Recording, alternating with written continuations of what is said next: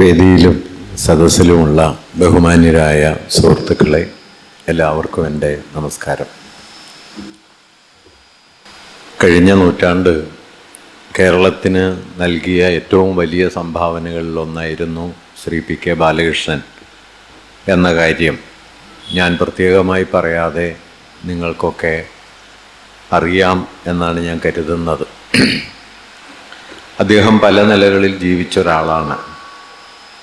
അദ്ദേഹം പത്രാധിപരായിരുന്നു, അദ്ദേഹം ചരിത്രകാരനായിരുന്നു, അദ്ദേഹം നോവലിസ്റ്റായിരുന്നു, അദ്ദേഹം സാഹിത്യ വിമർശകനായിരുന്നു. ഈ മേഖലകളിലൊക്കെ പ്രവർത്തിച്ചു. നേരത്തെ ഇവിടെ സൂചിപ്പിച്ചതുപോലെ രാഷ്ട്രീയ പ്രവർത്തകനായിരുന്നു. ഈ മേഖലകളിലൊക്കെ എഴുതുകയും ഇടപെടുകയും ചെയ്തു എന്നു മാത്രമല്ല, മിക്കവാറും ഈ മേഖലകളിലൊക്കെ നിർണായകമായ വഴിത്തിരിവുകൾക്ക് കാരണമാകാനും കഴിഞ്ഞ ഒരാളാണ് പി കെ ബാലകൃഷ്ണൻ. രാഷ്ട്രീയ ജീവിതത്തിൽ അദ്ദേഹം ഏറെ ആണ്ടുമുഴുകിയില്ല എന്ന കാര്യം നമുക്കറിയാം. അദ്ദേഹത്തിൻ്റെ വിദ്യാർത്ഥി ജീവിതം കൊച്ചിയിലെ ഏറ്റവും സമുന്നതമായ നിലയിൽ സ്വർണ്ണ മെഡലോടെ 10ാം ക്ലാസ് പരീക്ഷയെല്ലാം പാസ്സായതിന് ശേഷം അദ്ദേഹം രാഷ്ട്രീയ സമരത്തിലേക്ക് എടുത്തു ചാടുകയും പിന്നീട് അദ്ദേഹം ഔപചാരികമായി പഠനം പൂർത്തീകരിക്കാതെ തൻ്റെ രാഷ്ട്രീയ ജീവിതത്തിലേക്ക് പോവുകയുമാണ് ചെയ്തത്. ആ കാലത്തെ രൂപപ്പെടുത്തിയ വലിയ സ്വാധീനങ്ങളിൽ നമുക്ക് അത്തരം വലിയ മനുഷ്യരെ കാണാം. പഠനത്തെക്കാളൊക്കെ വലുതായി സാമൂഹ്യ ജീവിതത്തെയും അതിലെ പങ്കാളിത്തത്തെയും അതിലെ സമരോത്സുകതയെയും ഒക്കെ വലുതായി കണ്ട വലിയ മനുഷ്യരെ രൂപപ്പെടുത്തിയ ഒരു കാലത്തിൻ്റെ അടയാളം പി കെ ബാലകൃഷ്ണൻ്റെ ആ പരിശ്രമത്തിലും ഉണ്ട്. സാധാരണ നിലയിൽ ഒരു സംസ്ഥാനത്തെ, അന്ന് കൊച്ചി ഒരു രാജ്യമാണ്, കൊച്ചി രാജ്യത്തെ SSLC പരീക്ഷയിൽ 1ാം റാങ്ക് നേടി സ്വർണ്ണ മെഡലോടെ പാസ്സായ ഒരാൾ സമുന്നതമായ നിലയിലുള്ള വിദ്യാഭ്യാസത്തിലൂടെ ഉയർന്നുയർന്ന് മറ്റ് പല പടവുകളിലേക്കും പോകുമെന്നാണ് പൊതുവെ പ്രതീക്ഷിക്കാൻ കഴിയുക. എന്നാൽ അതെല്ലാം വേണ്ടെന്ന് വെച്ചിറങ്ങാൻ അന്ന് പലരെയും പോലെ ആ തലമുറയിൽ ധാരാളം പേരെ നമ്മളന്ന് കാണുന്നുണ്ട്. CH സുധമേനോനെ കാണുന്നുണ്ട്, EMSനെ കാണുന്നുണ്ട്. ഇവരൊക്കെ പഠനം നിർത്തി പൊതുജീവിതത്തിലേക്ക് ഇറങ്ങിപ്പോയ ആ തലമുറയിലോ തൊട്ട് മുമ്പോ ഉള്ള ആളുകളാണ്. ദേശീയ പ്രസ്ഥാനം അത്തരത്തിലുള്ള വലിയ സ്വാധീനങ്ങൾ അന്ന് ചെലുത്തിയിരുന്നു. അതിൻ്റെ വിളികേട്ടിറങ്ങിയ ഒരാളായിരുന്നു പി കെ ബാലകൃഷ്ണൻ. പക്ഷെ അദ്ദേഹം രാഷ്ട്രീയ ജീവിതത്തിൽ ഏറെക്കാലം അങ്ങനെ സജീവമായി തുടർന്നില്ല. 77 തെരഞ്ഞെടുപ്പിൽ അദ്ദേഹം മത്സരിച്ചു എന്നത് ശരിയാണെങ്കിലും അദ്ദേഹത്തിൻ്റെ രാഷ്ട്രീയ ജീവിതത്തെക്കാളൊക്കെ വലിയ തോതിൽ നാം ഇന്ന് അദ്ദേഹത്തെ ഓർമ്മിക്കുന്നത് അദ്ദേഹം വിജ്ഞാനത്തിനും കലയ്ക്കും സാഹിത്യത്തിനും നമ്മുടെ സാമൂഹ്യ ചിന്തയ്ക്കും ഒക്കെ നൽകിയ വലിയ സംഭാവനകളുടെ പേരിലാണ്. അത് മുഴുവൻ വിശദീകരിക്കുക ഇവിടുത്തെ ഈ ഒരു അന്തരീക്ഷത്തിൽ സാധ്യമല്ല. സമയക്രമീകരണങ്ങളുണ്ട് എന്നതുകൊണ്ട് ഞാൻ ചില കാര്യങ്ങൾ മാത്രം അദ്ദേഹത്തെ മുൻനിർത്തി പറയാനേ മുതിരുന്നുള്ളൂ.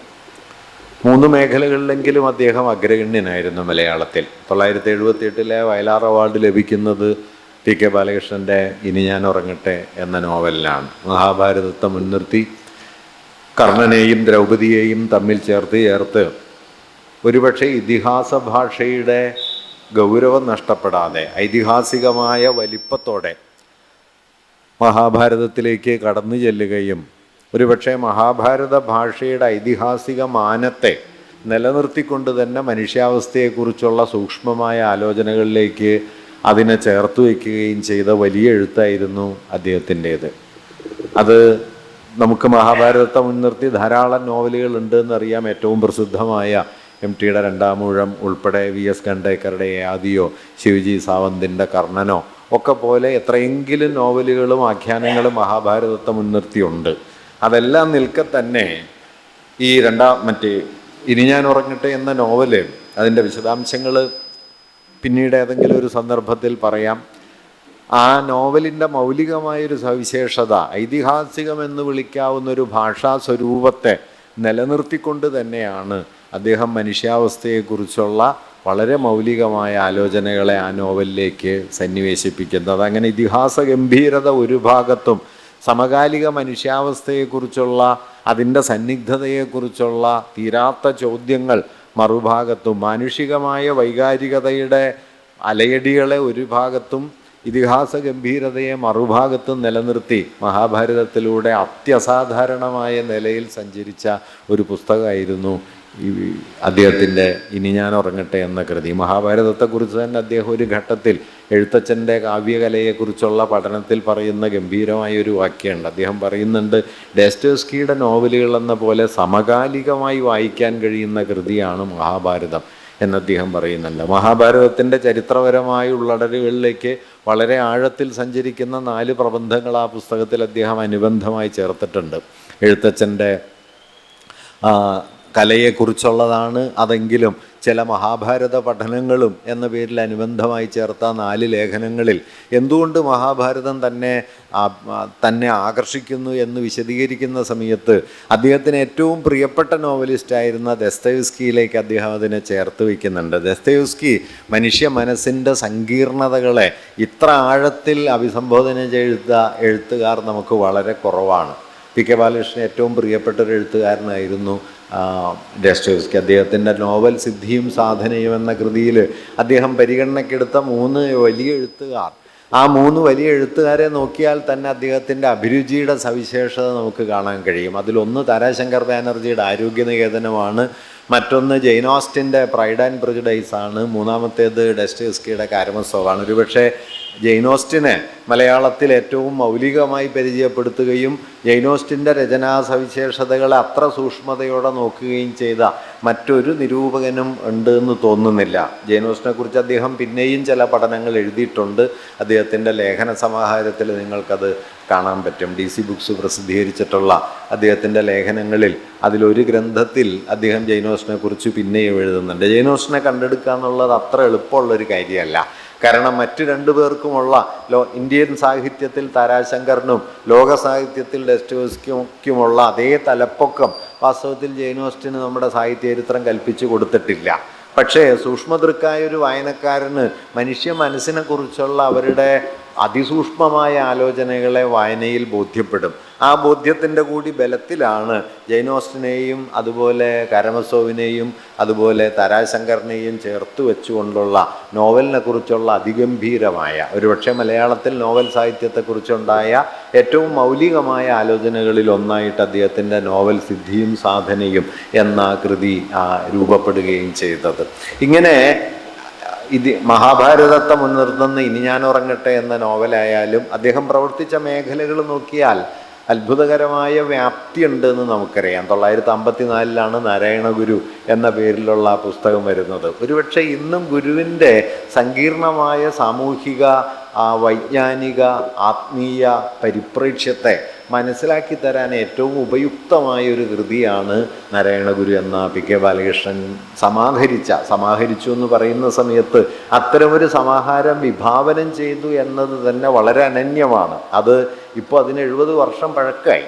ഈ 70 വർഷം പഴക്കത്തിന് ശേഷവും നിങ്ങളിന്ന് ആ പുസ്തകം എടുത്ത് വായിച്ചാൽ നാരായണഗുരുവിനെ കുറിച്ച് അത് തരുന്ന അത്ര ഉൾക്കാഴ്ച ഒരുപക്ഷെ ഇന്ന് നമുക്ക് ഇപ്പോൾ എഴുതപ്പെട്ടൊരു പുസ്തകത്തിൽ നിന്ന് പോലും കിട്ടില്ല. നാരായണഗുരു കുട്ടിച്ചാത്തൻ എഴുതുന്ന കത്ത് മുതലോ അല്ലെങ്കിൽ ഗാന്ധിയും ഗുരുവും തമ്മിൽ നടക്കുന്ന സംഭാഷണം മുതലോ CV കുഞ്ഞിരാമനുമായുള്ള സംഭാഷണങ്ങൾ മുതലോ അങ്ങനെ ഗുരുവിൻ്റെ ദൈനംദിന ജീവിതത്തിൻ്റെ സന്ദർഭങ്ങൾ ഒരു ഭാഗത്ത്, ഗുരുവിൻ്റെ കൃതികൾ മറ്റൊരു ഭാഗത്ത്, ഗുരുവിനെക്കുറിച്ചുള്ള വിലയിരുത്തലുകളും വിമർശനാത്മന ആലോചനകളും മൂന്നാമതൊരു ഭാഗത്ത്, ഇങ്ങനെ പല കോണുകളിലൂടെ ഗുരുവിനെ കാണാനും ഗുരുവിൻ്റെ അനന്യമായ ജീവിതത്തെ മനസ്സിലാക്കാനും സഹായിക്കുന്ന ഒരുപക്ഷെ മലയാളത്തിലുള്ള ഏറ്റവും മൗലികമായ രചനകളിലൊന്നായി ആ സമാഹാരത്തെ കാണണം. ഒരു സമാഹാരം ഒരു എഴുത്തുകാരൻ്റെ സവിശേഷമായ ലോകവീക്ഷണത്തെ സാധാരണ നിലയിൽ പ്രദർശിപ്പിക്കില്ല. കാരണം സമാഹാരങ്ങളിൽ എഴുതപ്പെട്ട ലേഖനങ്ങൾ ക്രോഡീകരിക്കുക എന്ന പരിമിതമായൊരു ജോലിയാണ്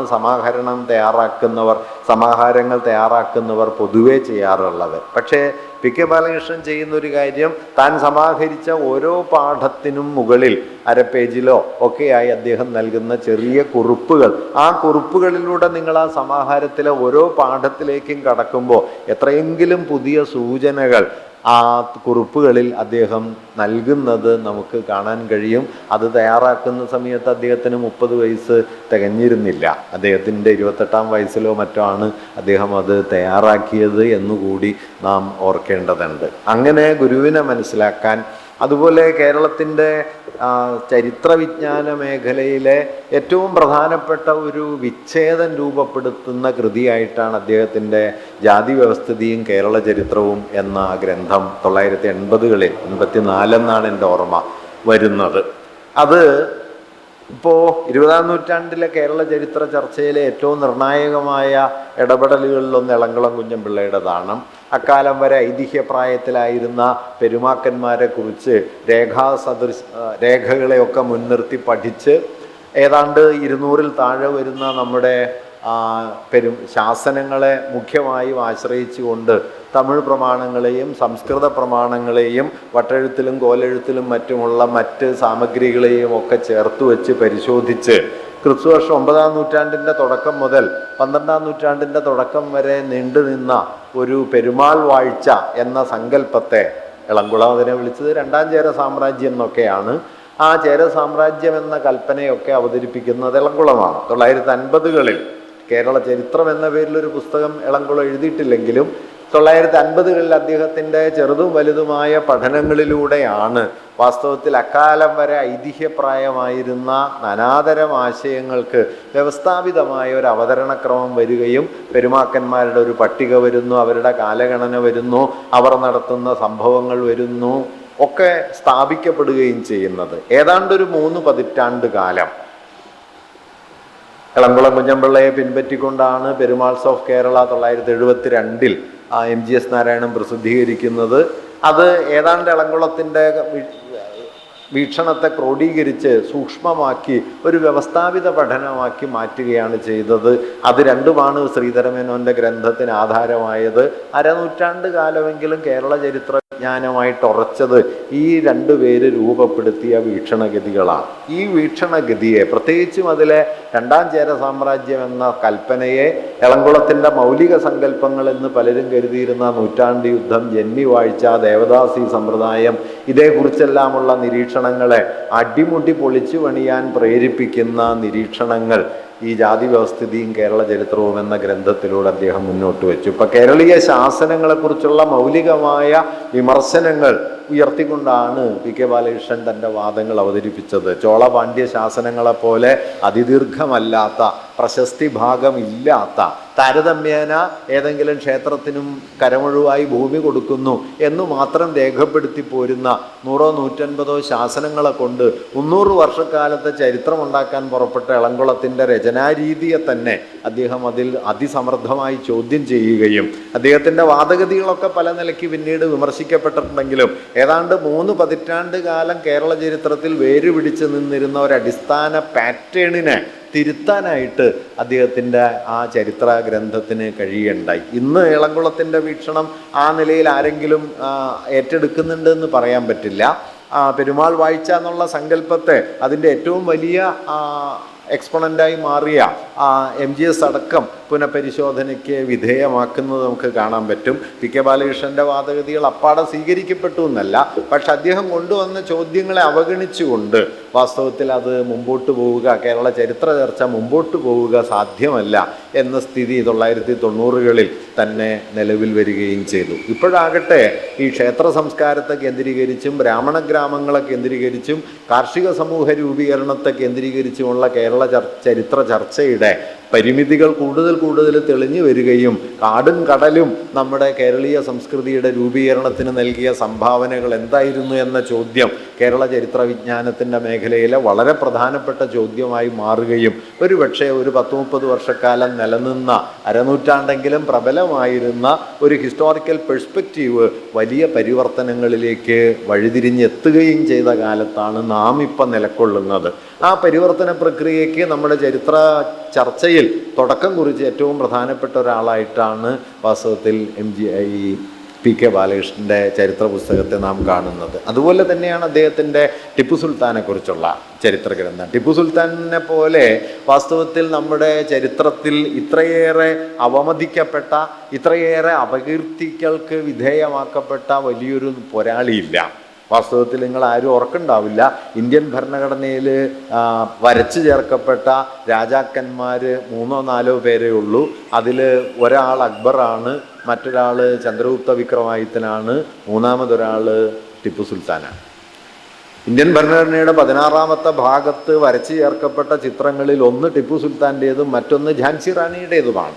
അങ്ങനെ ഇന്ത്യൻ ഭരണഘടനയിൽ രേഖാരൂപത്തിൽ ഇടം പിടിച്ച ഒരു വലിയ പോരാളിയായിരിക്കെ വെറും മതഭ്രാന്തനാണ് ടിപ്പു സുൽത്താൻ എന്ന് ഹിന്ദു വർഗീയവാദികൾ എത്രയോ കാലമായി ഈ രാജ്യത്ത് പ്രചരിപ്പിക്കുന്നുണ്ട്. ഇന്നതിൻ്റെ ഉച്ചണ്ടാവസ്ഥയിലാണ് ഇന്ന് നാം ആ പ്രചാരണം എത്തി നിൽക്കുന്നത്. അതെല്ലാം ആരംഭിക്കുന്നതിനും വളരെ മുമ്പ് ടിപ്പു എന്ന ഭരണാധികാരിയുടെ ആധുനികമായ ഒരു ഉള്ളടക്കത്തെക്കുറിച്ച് ഏറ്റവും നന്നായി വിശദീകരിക്കുന്ന ഒരു പുസ്തകം പി കെ ബാലകൃഷ്ണൻ എഴുതി തയ്യാറാക്കുകയുണ്ടായി. ഈ രണ്ട് പുസ്തകങ്ങളും ഒരുപക്ഷെ മലയാളത്തെ സംബന്ധിച്ച് ഒന്ന് കേരള ചരിത്ര ചർച്ചയെ സംബന്ധിച്ചും മറ്റൊന്ന് ടിപ്പുവിനെ കുറിച്ചുള്ള പൊതുധാരണകളോടുള്ള അടിസ്ഥാനപരമായ ചില ഭിന്നതകളെ സംബന്ധിച്ചുമൊക്കെ അദ്ദേഹം സൂചിപ്പിച്ചത് വളരെ വളരെ പ്രാധാന്യമർഹിക്കുന്ന ഒന്നാണ് എന്ന് ഞാൻ കരുതുന്നു. ഇതുപോലെ തന്നെ ഒരു നിരൂപകൻ എന്ന നിലയ്ക്ക് എന്നെ ഏറ്റവും കൂടുതൽ അദ്ദേഹം പി കെ ബാലകൃഷ്ണൻ്റെ എഴുത്തിലേക്ക് ആകർഷിച്ചത് അദ്ദേഹത്തിൻ്റെ ഒരു പ്രത്യേക പ്രയോഗമാണ്. ഞാൻ MA പഠിക്കുന്ന സമയത്താണ് കാവ്യകല കുമാരനാശാനിലൂടെ എന്ന അദ്ദേഹത്തിൻ്റെ ഗ്രന്ഥം വായിക്കുന്നത്.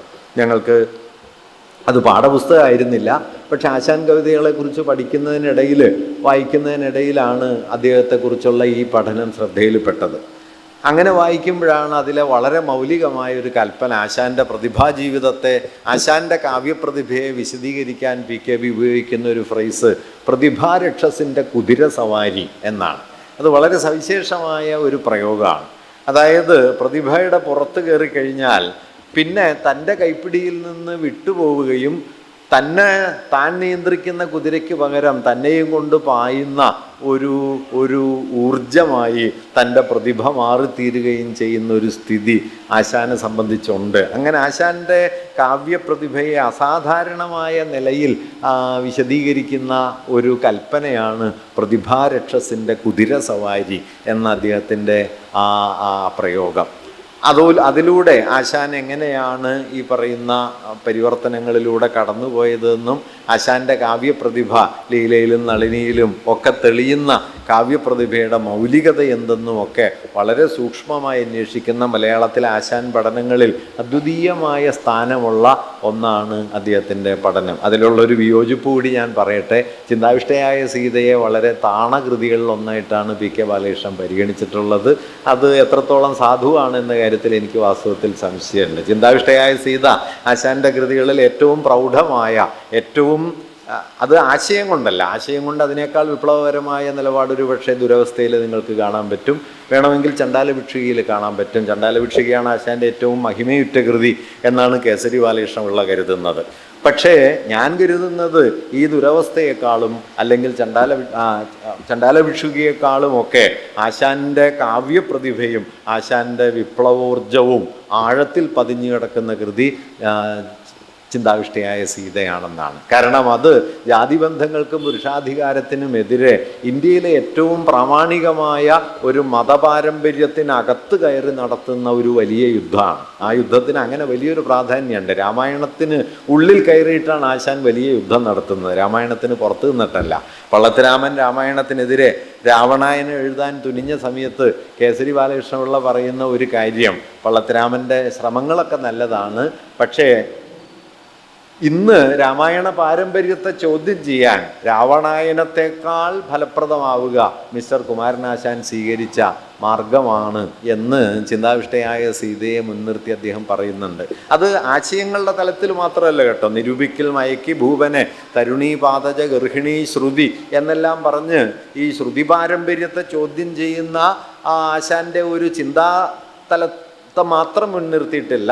ഒരുപക്ഷെ മലയാള കവിതയിലെ സുപ്രീം പോയട്രി എന്ന് വിളിക്കാവുന്ന നിരവധി ഭാഗങ്ങൾ ചിന്താവിഷ്ടയായ സീതയിൽ, പ്രത്യേകിച്ചും സീത ഭൂമിയോട് യാത്ര പറഞ്ഞു പോകുന്ന അതിൻ്റെ അന്തിമ ഭാഗത്തെ ശ്ലോകങ്ങളൊക്കെ മലയാളത്തിൽ എഴുതപ്പെട്ട എക്കാലത്തെയും മഹിമയുറ്റ രചനകളായിട്ട് അതിനകത്തെ 10-20 ശ്ലോകങ്ങളെ നമുക്ക് കാണാൻ പറ്റും. എല്ലാ ശ്ലോകങ്ങളും ഗംഭീരമാണ്. ഞാൻ ഈ സുപ്രീം പോയട്രി എന്ന് പറയുന്നത് ഒരുപക്ഷെ മറികടക്കാനാവാത്ത വിധത്തിൽ ഒരു ഭാഷയുടെ ഗഹനതയും ഗാംഭീര്യവും ഭാഷാസ്വരൂപവും എല്ലാം ഒത്തുചേർന്ന് വരുന്ന കാവ്യങ്ങൾ എന്ന നിലയിലാണ്. അത്തരത്തിലൊരു കവിതയാണ് ഈ ചിന്താവിഷ്ടയായ സീത. എങ്കിലും ബാലകൃഷ്ണൻ അതിനെ പൊതുവിൽ ഒരു മെച്ചപ്പെട്ട കൃതിയായിട്ടല്ല വിലയിരുത്തിയിരുന്നത് എന്ന് കരുതുന്നു ഞാൻ എന്നൊരു സ്ഥിതിയുണ്ട്. എന്തായാലും വ്യത്യസ്ത അഭിപ്രായം നിലനിൽക്കെ തന്നെ ആശാൻ കവിതയുടെ സൂക്ഷ്മ സ്വരൂപത്തിലേക്കുള്ള എത്രയോ തെളിച്ചമുള്ള ഒരു ലോകം കാവ്യകല കുമാരനാശാനിലൂടെ എന്ന ആ ഗ്രന്ഥത്തിൽ കാണാം. അതുപോലെ ചന്തുമേനോൻ ഒരു പഠനം എന്ന കൃതി,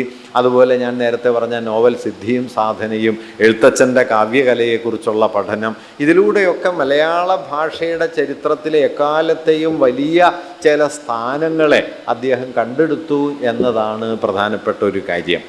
അദ്ദേഹത്തിൻ്റെ രചനാജീവിതത്തിൻ്റെ മൗലികമായൊരു സവിശേഷതയായിട്ട് കാണാവുന്ന ഒരു കാര്യം, ഇപ്പോൾ CN ശ്രീകണ്ഠൻ നായരുടെ രാമായണ നാടകങ്ങളെക്കുറിച്ച്, CV രാമപിള്ളയുടെ നോവൽ പ്രപഞ്ചത്തെക്കുറിച്ചൊക്കെ വളരെ സവിശേഷമായ ഉൾക്കാഴ്ചകൾ ഒരു സാഹിത്യ നിരൂപകൻ എന്ന നിലയ്ക്ക് അദ്ദേഹം വച്ചു പുലർത്തിയിട്ടുണ്ട്. CVയുടെ ഭാഷയിലും ഭാവനയിലും പ്രബലമായിരുന്ന ഒരു നായർ പ്രാമാണികതയെ അദ്ദേഹം നിശ്ചയമായിട്ടും കാണുന്നുണ്ട്. അതൊരു ഭാവനാലോകം മാത്രമാണ്, വസ്തുതയുമായി അതിനൊരു ബന്ധവുമില്ല എന്ന് അദ്ദേഹം വിശദീകരിക്കുകയും ചെയ്യുന്നുണ്ട്. പക്ഷെ അതേസമയം ഭാഷ കൊണ്ടും ഭാവന കൊണ്ടും സാമാന്യത്തെ അതിജീവിക്കുന്ന, അതിഭൗതികമെന്ന് വിളിക്കാവുന്ന ഒരു അപരലോകത്തിലേക്ക് കടക്കാൻ കഴിയുന്ന ഒരു എഴുത്തുകാരനായിരുന്നു CV.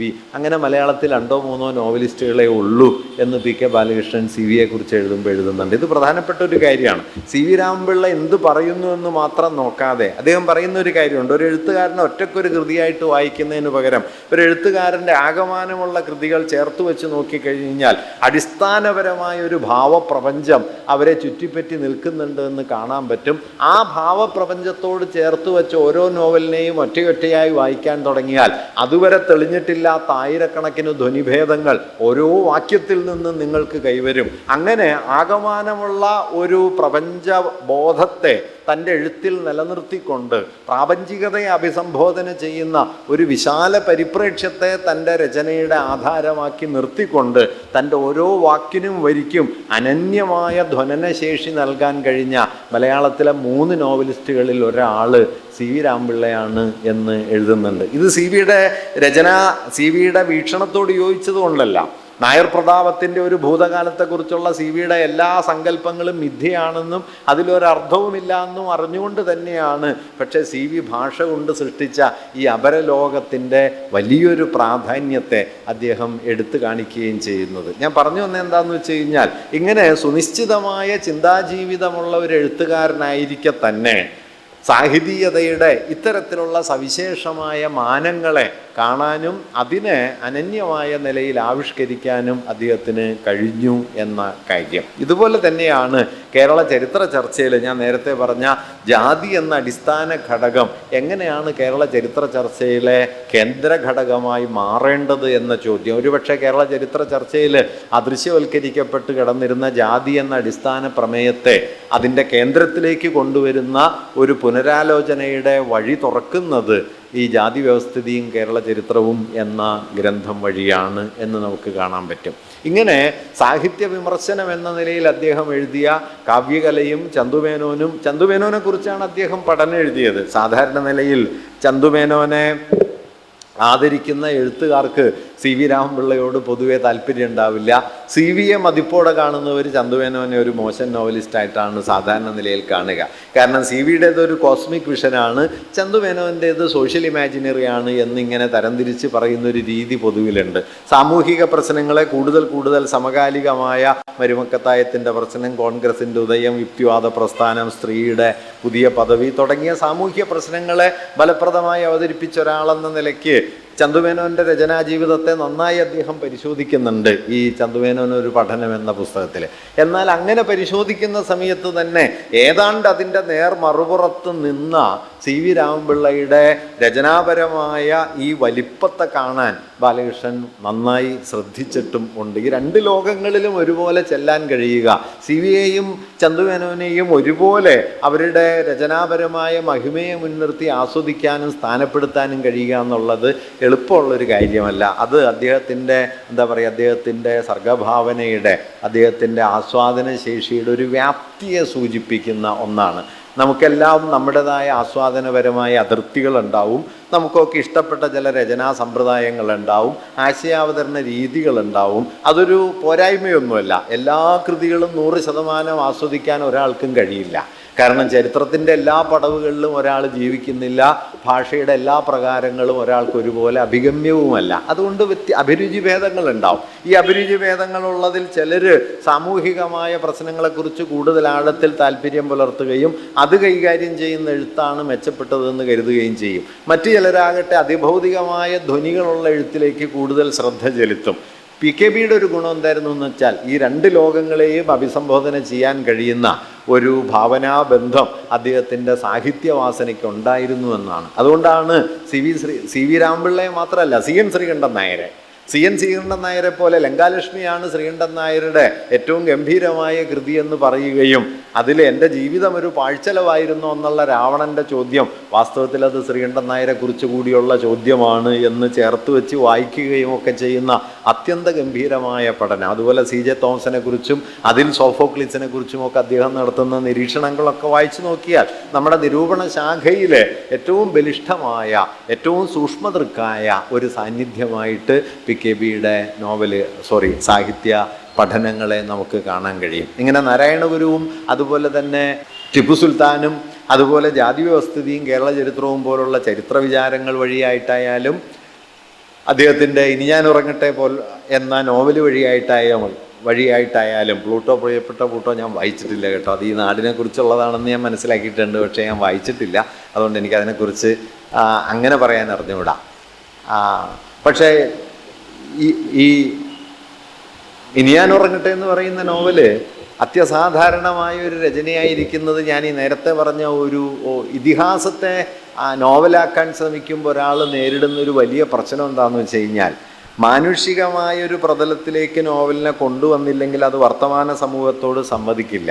പക്ഷേ ഇതിഹാസത്തിന് സഹസ്രാബ്ദങ്ങൾ കൊണ്ട് കൈവന്ന ഭാഷാപരവും സങ്കല്പനപരവുമായൊരു വ്യാപ്തിയുണ്ട്. അതുകൊണ്ട് ഈ അകലത്തെയും അടുപ്പത്തെയും ഒരുപോലെ ദ്യോതിപ്പിക്കാൻ കഴിയുന്ന ഒരു രചനാശില്പം സൃഷ്ടിക്കുക എന്നുള്ളത് ഇതിഹാസത്തിൽ കൈവയ്ക്കാൻ ശ്രമിക്കുന്ന എഴുത്തുകാർ നേരിടുന്ന വലിയ വെല്ലുവിളിയാണ്. നിങ്ങൾക്ക് ദൈനംദിനത്തിൻ്റെ ഭാഷയിൽ ഇതിഹാസത്തെ അധികം കൂടെ കൂട്ടാൻ പറ്റില്ല. കാരണം ദൈനംദിനത്തിൽ നിന്ന് ഭിന്നമായൊരു ഭാഷയും സ്വരൂപവും ഒക്കെ ഇതിഹാസം നിലനിർത്തുന്നുണ്ട്. എന്നാൽ ഈ ഭാഷാ സ്വരൂപത്തിനുള്ളിൽ മനുഷ്യാവസ്ഥയുടെ വർത്തമാനത്തെയും വൈരുദ്ധ്യങ്ങളെയും ഒക്കെ സന്നിവേശിപ്പിക്കുക എന്ന വലിയൊരു വെല്ലുവിളി ഇതിഹാസത്തെ നോവലാക്കാൻ ശ്രമിക്കുന്ന മനുഷ്യർക്ക് അഭിമുഖീകരിക്കേണ്ടി വരും. ഈ അഭിമുഖീകരണത്തിന് മലയാളം നൽകിയ ആദ്യത്തെ ഏറ്റവും മഹത്തായ ഉത്തരങ്ങളിൽ ഒന്നാണ് ഇനി ഞാൻ ഉറങ്ങട്ടെ. നിങ്ങളത് സൂക്ഷിച്ചു വായിച്ചാൽ അത് വ്യക്തമാകും.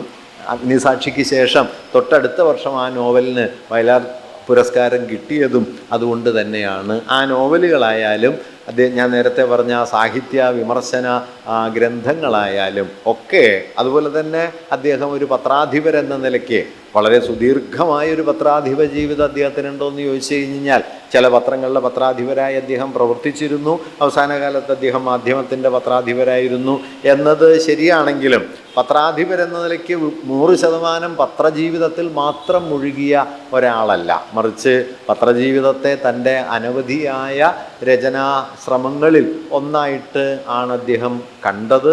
ആ പത്രജീവിതം കൊണ്ടും പ്രത്യേകിച്ചും ആ 90കളിലെ 80കളിലും 90കളിലുമുള്ള അദ്ദേഹത്തിൻ്റെ പത്രജീവിതം കൊണ്ട് അദ്ദേഹം നമ്മുടെ സാമൂഹ്യ ചിന്തയിലേക്ക് ഒരുപക്ഷെ അന്നൊന്നും വലിയ പ്രാബല്യം കൈവന്നിട്ടില്ലാത്ത നമ്മുടെ ജാതിയുടെ അടിസ്ഥാന ഘടനകളെയും ഇന്ത്യൻ ഭരണഘടനയെ സംബന്ധിച്ച ചോദ്യങ്ങളെയും അംബേദ്കർ മുമ്പോട്ട് വച്ച ആശയാവലികളെയും ഒക്കെ മലയാളത്തിൻ്റെ പൊതുവിചാര മണ്ഡലത്തിലേക്ക് കൊണ്ടുവരുന്നതിൽ അദ്ദേഹം വലിയ തോതിൽ അക്കാലത്ത് നടത്തിയ എഴുത്തുകൾ നമുക്ക് നോക്കിയാൽ കാണാൻ കഴിയും. ഇന്നിപ്പോൾ സാർവത്രികമായി തീർന്ന ഒന്നാണ് ഈ ആശയപരിസരമെങ്കിലും 80കളിലും 90കളിലും അത് വളരെ വളരെ പരിമിതമായ ഒന്നായിരുന്നു എന്ന് നമുക്കറിയാമല്ലോ. അങ്ങനെ നോക്കിക്കഴിഞ്ഞു കഴിഞ്ഞാൽ ഇന്ത്യയിലെ സാമൂഹ്യ ജീവിതത്തെ സംബന്ധിക്കുന്ന പ്രത്യേകിച്ചും ഇന്ത്യൻ സാമൂഹ്യ ഘടനയെ, കൊസാംബിയെക്കുറിച്ചെല്ലാം അദ്ദേഹം വളരെ ആദരപൂർവ്വം സംസാരിക്കുന്നത് നമുക്ക് ജാതി വ്യവസ്ഥിതിയിലെ ആമുഖത്തിൽ തന്നെ കാണാനായിട്ട് കഴിയും. അങ്ങനെ കൊസാംബിയെ പിൻപറ്റിക്കൊണ്ടാണ് അദ്ദേഹത്തിൻ്റെ ആലോചനകൾ വികസിപ്പിക്കാൻ ഒരു ഘട്ടം വരെ അദ്ദേഹം ശ്രമിച്ചിട്ടുള്ളത്. അത് 100% കൃത്യമായോ എന്നുള്ളതിനെക്കുറിച്ചൊക്കെ വിമർശനങ്ങളുണ്ടെങ്കിലും ആ ശ്രമവും വാസ്തവത്തിൽ നമ്മുടെ അദ്ദേഹം ഒരു പ്രൊഫഷണൽ ഹിസ്റ്റോറിയൻ ആയിരുന്നുമില്ല. ചരിത്രം ഔപചാരികമായി പഠിക്കുകയോ ചരിത്രരചനയുടെ രീതിശാസ്ത്രങ്ങൾ പിൻപറ്റുകയോ അതിൻ്റെ അതേ രീതിയിൽ തൻ്റെ ചരിത്ര ഗ്രന്ഥങ്ങൾ തയ്യാറാക്കുകയോ ചെയ്തില്ല എന്ന വിമർശനമൊക്കെ അദ്ദേഹത്തിൻ്റെ രചനകളെ സംബന്ധിച്ച് പലരും ഉന്നയിച്ചിട്ടുണ്ട്. അതെല്ലാം നിൽക്കെ തന്നെ അപ്പോൾ വാസ്തവത്തിൽ ചരിത്രത്തിൽ മൗലികമായ വഴിത്തിരിവുണ്ടാക്കിയ പലരും ചരിത്രം ഔപചാരികമായി പരിശീലിച്ചവരല്ല എന്നൊരു പ്രത്യേകതയുമുണ്ട്. ഇപ്പോൾ കൊസാംബി അടിസ്ഥാനപരമായി പഠിച്ചത് മാത്തമാറ്റിക്സ് ആണ്. അദ്ദേഹം ഗണിതശാസ്ത്രജ്ഞനായിരുന്നു, ഹാർവാർഡിൽ ഗണിതം പഠിച്ച ഒരാളാണ്. അത് കഴിഞ്ഞ് അദ്ദേഹം നാണയവിജ്ഞാനമാണ് പഠിച്ചത്.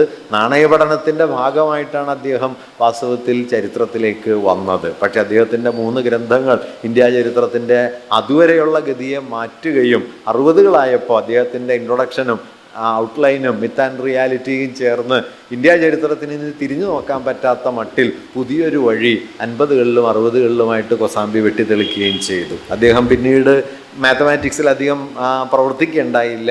അദ്ദേഹം ചരിത്രത്തിൽ പോയി. പിന്നെ അദ്ദേഹം ലോകസമാധാന പ്രവർത്തകനായി. അദ്ദേഹം TAFR നിന്ന് പുറത്തു പോകുന്നതിന് കാരണമായത് Tata institute of fundamental research എന്ന് പറയുന്ന ഇന്ത്യയിലെ ഏറ്റവും വലിയ ശാസ്ത്ര സ്ഥാപനത്തിൽ ആണ് അദ്ദേഹം ശാസ്ത്രജ്ഞനായി അവസാന കാലത്ത് പ്രവർത്തിച്ചിരുന്നത്. അതിൽ നിന്ന് അദ്ദേഹം രാജിവെച്ച് പോകുന്നതിന് വഴിവെച്ച സംഭവം ശാസ്ത്ര ഗവേഷണത്തിൽ വേണ്ടത്ര ശ്രദ്ധ ചെലുത്താതെ ലോകസമാധാന പ്രവർത്തനത്തിൽ കൂടുതൽ സമയം ചെലവഴിക്കുന്നു എന്ന ആക്ഷേപത്തിൻ്റെ പശ്ചാത്തലത്തിലാണ് TAFR നിന്ന് ഈ കൊസാംബി രാജിവെച്ച് പോകുന്നത്. ഞാൻ പറഞ്ഞു വന്നത്, കൊസാംബി ഇപ്പോൾ കേരളത്തിലെടുത്താൽ തന്നെ കേരളത്തിലെ ചരിത്രവിജ്ഞാനത്തെ ആകമാനം വഴിമാറ്റിവിട്ട എളംകുളം കുഞ്ഞമ്പിള്ള ഒരു പ്രൊഫഷണൽ ഹിസ്റ്റോറിയനായിട്ട് തുടങ്ങിയതല്ല. അദ്ദേഹം ഒരു മലയാള അധ്യാപകനായിരുന്നു. ആ മലയാള അധ്യാപനത്തിൻ്റെ ഭാഗമായിട്ട് കേരള ചരിത്രം പഠിപ്പിക്കേണ്ടി വന്ന പശ്ചാത്തലത്തിലാണ് അദ്ദേഹം തൻ്റെ ആലോചനകൾ വികസിപ്പിക്കുകയും കേരള ചരിത്രം തന്നെ മാറിപ്പോവുകയും ചെയ്തത്. അതുകൊണ്ട് ചരിത്രരചനയുടെ ഔപചാരിക പരിശീലനമൊന്നും ഇല്ലെങ്കിലും കേരള ചരിത്രരചനയിലെ രണ്ടാമത്തെ ഒരു വമ്പിച്ച ബ്രേക്ക് വാസ്തവത്തിൽ രണ്ടാമത്തെയോ മൂന്നാമത്തെയോ അത് നമുക്ക് പിന്നീട് പരിശോധിച്ചാൽ വേറെയും ചിലതൊക്കെ കാണാൻ പറ്റും. എങ്കിലും ഏറ്റവും പ്രധാനപ്പെട്ട ഒരു വിച്ഛേദം PK ബാലകൃഷ്ണൻ്റെ ചരിത്ര ഗ്രന്ഥത്തിലൂടെ രൂപപ്പെട്ടു എന്ന് നമുക്ക് നോക്കിയാൽ കാണാൻ പറ്റും. ഇങ്ങനെ പല നിലകളിൽ രാഷ്ട്രീയ പ്രവർത്തകൻ, പത്രാധിപർ, അതുപോലെ നോവലിസ്റ്റ്, അതുപോലെ ചരിത്രകാരൻ, സാഹിത്യ വിമർശകൻ എന്നിങ്ങനെ പല പ്രതലങ്ങളിൽ പ്രവർത്തിക്കുകയും വാസ്തവത്തിൽ ഇത് പല പ്രതലങ്ങളാണ് എന്ന് തോന്നുമെങ്കിലും വാസ്തവത്തിൽ ഇതിൻ്റെ എല്ലാം പിന്നാമ്പുറത്ത് അടിസ്ഥാനപരമായ ഒരു പ്രേരണയുള്ളത് തൻ്റെ കാലത്തെയും തൻ്റെ സമൂഹത്തെയും മനുഷ്യാവസ്ഥയെയും കൂടുതൽ മനസ്സിലാക്കുകയും ആവിഷ്കരിക്കുകയും ചെയ്യുക എന്നതാണ്. പുറമേക്കാണിത് പലതായിരിക്കുന്നത്. അതിൻ്റെ ഉള്ളിൽ മൗലികമായ ഒരടിസ്ഥാന വീക്ഷണമുള്ളത് ഈ കാലത്തെ മനസ്സിലാക്കുക, ഈ ലോകത്തെ മനസ്സിലാക്കുക, മനുഷ്യാവസ്ഥയെ മനസ്സിലാക്കുക എന്നതാണ്. ഈ മനുഷ്യാവസ്ഥയെ മനസ്സിലാക്കുക എന്നതിൻ്റെ ഭാഗമായിട്ടാണ് ഞാനൊരു പോയിന്റ് കൂടി ഇവിടെ പറയാൻ ആഗ്രഹിക്കുന്നു. ഇത്രയും സൂക്ഷ്മതയുള്ള ചരിത്രകാരനായിരിക്കെ തന്നെ എന്തുകൊണ്ടാണ് ബാലകൃഷ്ണൻ സാഹിത്യത്തിലേക്ക് തിരിഞ്ഞത് എന്ന് വേണമെങ്കിൽ ചോദിക്കാം. കാരണം സാഹിത്യം തരുന്ന മൗലികമായ ചില തെളിച്ചങ്ങൾ നിങ്ങൾക്ക് സാമൂഹ്യ വിജ്ഞാനത്തിൽ നിന്ന് കിട്ടണമെന്നില്ല. അതൊരു പ്രധാനപ്പെട്ട കാര്യമാണ്. കാരണം സാഹിത്യം മനുഷ്യാവസ്ഥയെക്കുറിച്ചുള്ള അതിൻ്റെ ധർമ്മസങ്കടങ്ങളെയോ അതിൻ്റെ വൈരുദ്ധ്യങ്ങളെയോ അതിലെ ഒളിച്ചു വയ്ക്കപ്പെട്ട ഇരുട്ടുകളെയോ കുറിച്ച് തരുന്ന തിരിച്ചറിവ് ഒരു ചരിത്രവിജ്ഞാനത്തിനോ സാമൂഹ്യ ശാസ്ത്രത്തിനോ തരാൻ പറ്റില്ല. 20ാം നൂറ്റാണ്ടിലെ വലിയ കലാചിന്തകനായിട്ടുള്ള ജോൺ ബർജർ പറയുന്നൊരു കാര്യമുണ്ട്, ഓഥൻറ്റിസിറ്റി ഓഫ് ദ ആർട്ട്. കലയുടെ ആധികാരികത അതെന്താണ് എന്ന് അദ്ദേഹം ചോദിക്കുന്നുണ്ട്. അദ്ദേഹം പറയുന്ന ഉത്തരം, it arises from a simple commitment to the ambiguity of the experience. മനുഷ്യാവസ്ഥയിലെ സന്നിഗ്ധതകളെക്കുറിച്ചുള്ള ഒരു തിരിച്ചറിവിൽ നിന്നാണ്, അതിനോടുള്ള പ്രതിബദ്ധതയിൽ നിന്നാണ് കലയുടെ ആധികാരികത വരുന്നത്. അല്ലാതെ കൃത്യതയെക്കുറിച്ചുള്ള തിരിച്ചറിവല്ല, സുവ്യക്തതയെക്കുറിച്ചല്ല കല പറയുന്നത്, സന്നിഗ്ധതകളെക്കുറിച്ചാണ്. കാരണം ജീവിതം എന്ന് പറയുന്നത് അങ്ങനെ സന്നിഗ്ധതവും വ്യാമിശ്രവുമായ ഒന്നാണ് എന്നതാണ്. ഈ വ്യാമിശ്രതയെ കാണാനുള്ള കണ്ണ് നിലനിർത്തിയത് കൊണ്ടാണ് മഹാഭാരതത്തിനകത്ത് വർണ്ണധർമ്മത്തിൻ്റെയും ജാതിബന്ധങ്ങളുടെയും വലിയൊരു ലോകം നിലനിൽക്കെ തന്നെ ഡെസ്റ്റോവ്സ്കിയെ പോലെ സമകാലികമായി വായിക്കാവുന്നൊരു സാഹിതീയ തലം ആ കൃതിക്കുണ്ട് എന്ന് അദ്ദേഹം കാണുകയും അതിനെ മുൻനിർത്തി അദ്ദേഹം ഇനി ഞാൻ ഉറങ്ങട്ടെ പോലെ ഒരു കൃതി എഴുതുകയും ചെയ്തത്. ഇങ്ങനെ പല ലോകങ്ങളിലേക്ക് സഞ്ചരിക്കുന്ന അദ്ദേഹത്തിൻ്റെ തന്നെ ഒരു പദം കടമെടുത്താൽ പ്രതിഭാരക്ഷസിൻ്റെ കുതിര സവാരിയായി സ്വന്തം ജീവിതത്തെയും മാറ്റി തീർത്ത വലിയൊരു ഓർമ്മയുടെ പേരാണ്, വലിയൊരു പ്രതിഭാശാലിത്വത്തിൻ്റെ നവോത്ഥാന പൈതൃകത്തിൻ്റെ പേരുകൂടിയാണ് ശ്രീ പി കെ ബാലകൃഷ്ണൻ എന്നത്. അദ്ദേഹത്തിൻ്റെ സ്മരണാർത്ഥം ഇങ്ങനെ ഒരു സംഗതി സംഘടിപ്പിക്കാൻ തുനിഞ്ഞ ശ്രീനാരായണ സാമൂഹ്യ സേവാ സംഘത്തോട് എൻ്റെ അഭിവാദനങ്ങൾ അറിയിക്കാൻ കൂടി ഞാൻ ഈ സന്ദർഭം ഉപയോഗിക്കുന്നു.